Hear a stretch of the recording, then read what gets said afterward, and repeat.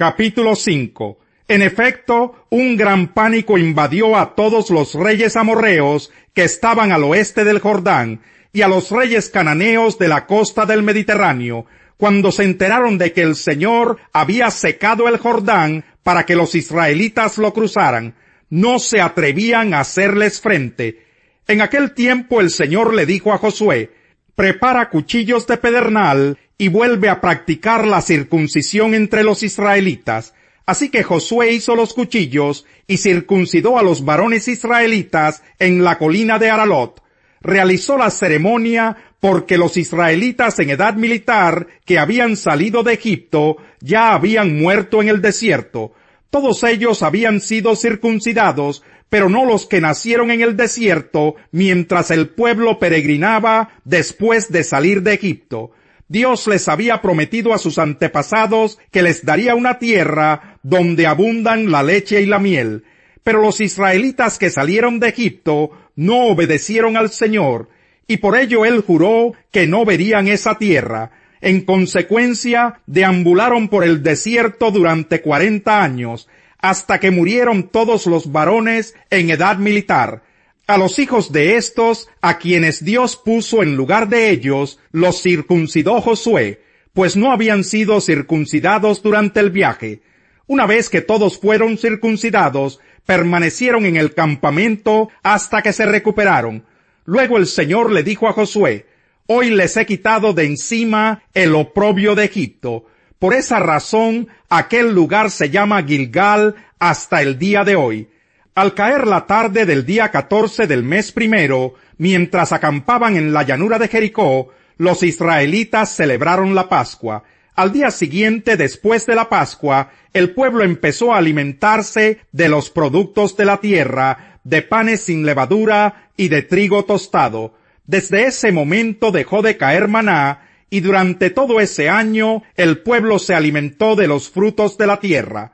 Cierto día Josué, que acampaba cerca de Jericó, levantó la vista y vio a un hombre de pie frente a él, espada en mano. Josué se le acercó y le preguntó: ¿es usted de los nuestros o del enemigo? De ninguno, respondió. Me presento ante ti como comandante del ejército del Señor. Entonces Josué se postró rostro en tierra y le preguntó: ¿qué órdenes trae usted, mi señor, para este siervo suyo? El comandante del ejército del Señor le contestó: quítate las sandalias de los pies, porque el lugar que pisas es sagrado. Y Josué le obedeció. Capítulo 6. Las puertas de Jericó estaban bien aseguradas por temor a los israelitas. Nadie podía salir o entrar. Pero el Señor le dijo a Josué: he entregado en tus manos a Jericó y a su rey con sus guerreros. Tú y tus soldados marcharán una vez alrededor de la ciudad. Así lo harán durante 6 días. 7 sacerdotes llevarán trompetas hechas de cuernos de carneros, y marcharán frente al arca. El 7º día ustedes marcharán 7 veces alrededor de la ciudad, mientras los sacerdotes tocan las trompetas. Cuando todos escuchen el toque de guerra, el pueblo deberá gritar a voz en cuello. Entonces los muros de la ciudad se derrumbarán, y cada uno entrará sin impedimento. Josué, hijo de Nun, llamó a los sacerdotes y les ordenó: carguen el arca del pacto, y que 7 de ustedes lleven trompetas y marchen frente a ella. Y le dijo al pueblo: adelante, marchen alrededor de la ciudad, pero los hombres armados deben marchar al frente del arca del Señor. Cuando Josué terminó de dar las instrucciones al pueblo, los 7 sacerdotes marcharon al frente del arca del pacto del Señor, tocando sus trompetas, y el arca del pacto les seguía. Los hombres armados marchaban al frente de los sacerdotes, que tocaban las trompetas, y tras el arca marchaba la retaguardia.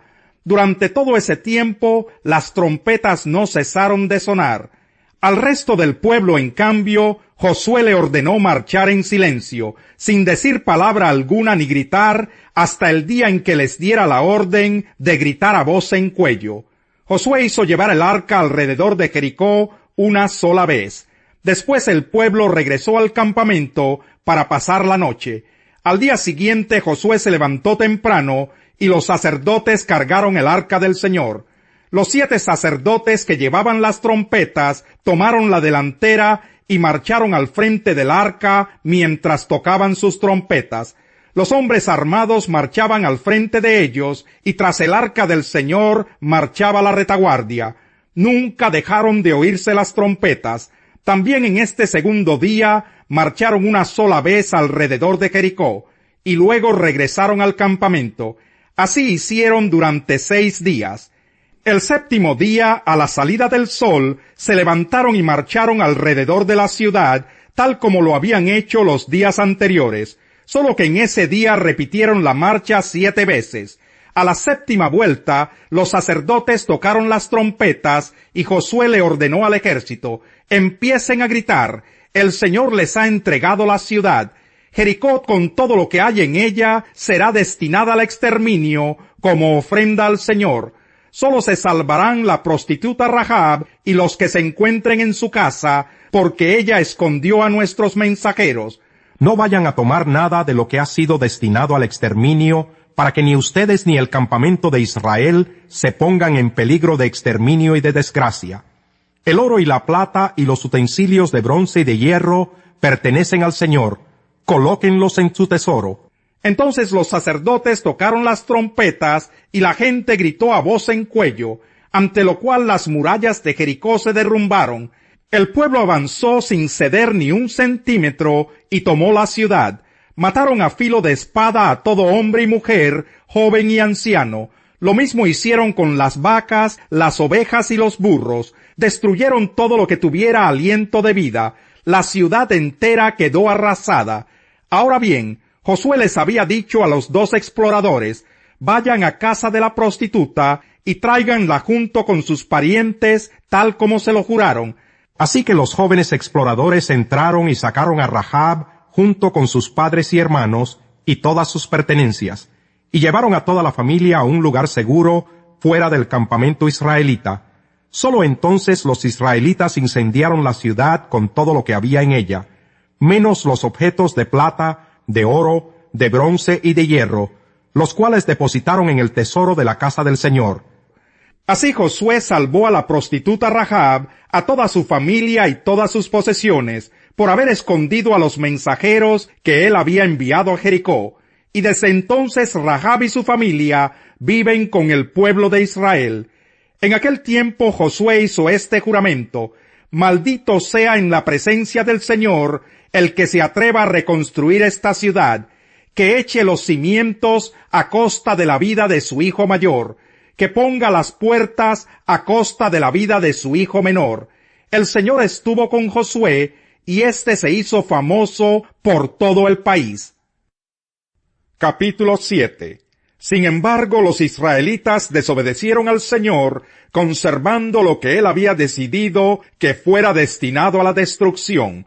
Pues Acán, hijo de Carmí, nieto de Zabdí y bisnieto de Sera, guardó para sí parte del botín que Dios había destinado al exterminio. Este hombre de la tribu de Judá provocó la ira del Señor contra los israelitas. Josué envió a unos hombres de Jericó hacia Ai, lugar cercano a Bet-Aven, frente a Betel, y les dijo: vayan a explorar la tierra. Fueron pues a explorar la ciudad de Ai. Poco después regresaron y le dieron el siguiente informe a Josué: no es necesario que todo el pueblo vaya a la batalla. 2 o 3 mil soldados serán suficientes para que tomemos Ai. Esa población tiene muy pocos hombres y no hay necesidad de cansar a todo el pueblo. Por esa razón, solo fueron a la batalla 3,000 soldados, pero los de Ai los derrotaron. El ejército israelita sufrió 36 bajas y fue perseguido desde la puerta de la ciudad hasta las canteras. Allí en una pendiente fueron vencidos. Como resultado, todo el pueblo se acobardó y se llenó de miedo. Ante esto, Josué se rasgó las vestiduras y se postró rostro en tierra ante el arca del pacto del Señor. Lo acompañaban los jefes de Israel, quienes también mostraban su dolor y estaban consternados. Josué le reclamó a Dios: Señor y Dios, ¿por qué hiciste que este pueblo cruzara el Jordán y luego lo entregaste en manos de los amorreos para que lo destruyeran. Mejor nos hubiéramos quedado al otro lado del río. Dime, Señor, ¿qué puedo decir ahora que Israel ha huido de sus enemigos? Los cananeos se enterarán y llamarán a los pueblos de la región. Entonces nos rodearán y nos exterminarán. ¿Qué será de tu gran prestigio? Y el Señor le contestó, levántate, ¿qué haces allí postrado? Los israelitas han pecado y violado la alianza que concerté con ellos. Se han apropiado del botín de guerra que debía ser destruido y lo han escondido entre sus posesiones. Por eso los israelitas no podrán hacerles frente a sus enemigos, sino que tendrán que huir de sus adversarios. Ellos mismos se acarrearon su destrucción. Y si no destruyen ese botín que está en medio de ustedes, yo no seguiré a su lado. Levántate, purifica al pueblo, diles que se consagren para presentarse ante mí mañana, y que yo, el Señor Dios de Israel, declaro, la destrucción está en medio de ti, Israel. No podrás resistir a tus enemigos hasta que hayas quitado el oprobio que está en el pueblo. Mañana por la mañana se presentarán por tribus. La tribu que yo señale por suertes presentará a sus clanes.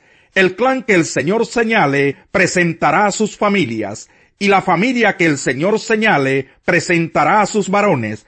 El que sea sorprendido en posesión del botín de guerra destinado a la destrucción, será quemado junto con su familia y sus posesiones, pues ha violado el pacto del Señor y ha causado el oprobio a Israel. Capítulo 15. Muchos recaudadores de impuestos y pecadores se acercaban a Jesús para oírlo, de modo que los fariseos y los maestros de la ley se pusieron a murmurar, «Este hombre recibe a los pecadores y come con ellos». Él entonces les contó esta parábola. Supongamos que uno de ustedes tiene 100 ovejas y pierde una de ellas. ¿No deja las 99 en el campo y va en busca de la oveja perdida hasta encontrarla? Y cuando la encuentra, lleno de alegría, la carga en los hombros y vuelve a la casa. Al llegar, reúne a sus amigos y vecinos y les dice, «Alégrense conmigo, ya encontré la oveja que se me había perdido». Les digo que así es también en el cielo. Habrá más alegría por un solo pecador que se arrepienta que por 99 justos que no necesitan arrepentirse. O supongamos que una mujer tiene 10 monedas de plata y pierde una. ¿No enciende una lámpara, barre la casa y busca con cuidado hasta encontrarla? Y cuando la encuentra, reúne a sus amigas y vecinas y les dice, «Alégrense conmigo, ya encontré la moneda que se me había perdido». Les digo que asimismo se alegra Dios con sus ángeles por un pecador que se arrepiente. Un hombre tenía 2 hijos, continuó Jesús. El menor de ellos le dijo a su padre, «Papá, dame lo que me toca de la herencia». Así que el padre repartió sus bienes entre los 2. Poco después, el hijo menor juntó todo lo que tenía y se fue a un país lejano.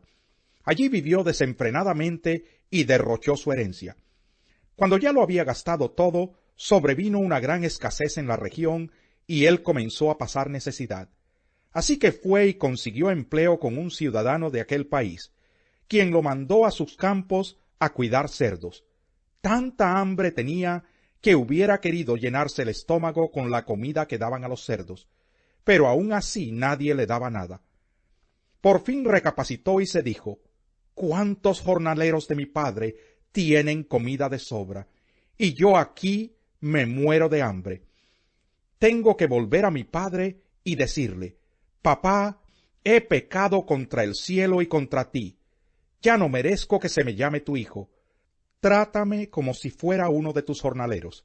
Así que emprendió el viaje y se fue a su padre. Todavía estaba lejos cuando su padre lo vio y se compadeció de él.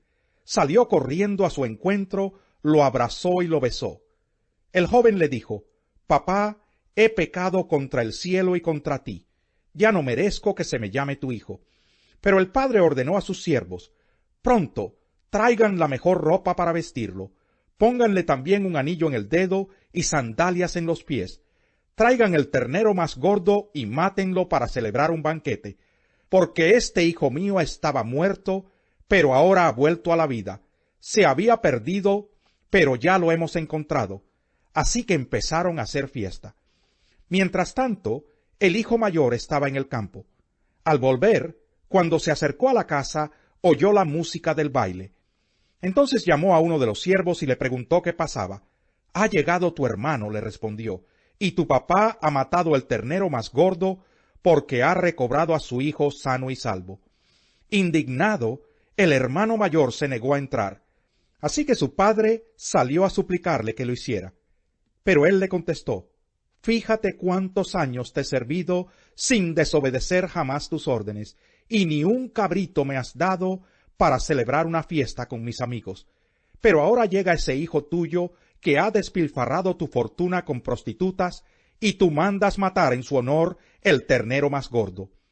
«Hijo mío», le dijo su padre, «tú siempre estás conmigo, y todo lo que tengo es tuyo. Pero teníamos que hacer fiesta y alegrarnos, porque este hermano tuyo estaba muerto, pero ahora ha vuelto a la vida. Se había perdido, pero ya lo hemos encontrado». Salmo 81. Canten alegres a Dios, nuestra fortaleza. Aclamen con regocijo al Dios de Jacob. Entonen salmos. Toquen ya la pandereta, la lira y el arpa melodiosa. Toquen el cuerno de carnero en la luna nueva, y en la luna llena, día de nuestra fiesta. Este es un decreto para Israel, una ordenanza del Dios de Jacob. Lo estableció como un pacto con José cuando salió de la tierra de Egipto. Escucho un idioma que no entiendo. Te he quitado la carga de los hombros. Tus manos se han librado del pesado cesto. En tu angustia me llamaste y te libré. Oculto en el nubarrón te respondí. En las aguas de Meribá te puse a prueba. Escucha, pueblo mío, mis advertencias. Ay, Israel, si tan solo me escucharas. No tendrás ningún dios extranjero, ni te inclinarás ante ningún dios extraño. Yo soy el Señor tu Dios, que te sacó de la tierra de Egipto. Abre bien la boca, y te la llenaré. Pero mi pueblo no me escuchó. Israel no quiso hacerme caso. Por eso los abandoné a su obstinada voluntad, para que actuaran como mejor les pareciera. Si mi pueblo tan solo me escuchara, si Israel quisiera andar por mis caminos, cuán pronto sometería yo a sus enemigos, y volvería mi mano contra sus adversarios. Los que aborrecen al Señor se rendirían ante Él, pero serían eternamente castigados, y a ti te alimentaría con lo mejor del trigo, con miel de la peña te saciaría. Capítulo 13. El hijo sabio atiende a la corrección de su padre, pero el insolente no hace caso a la reprensión.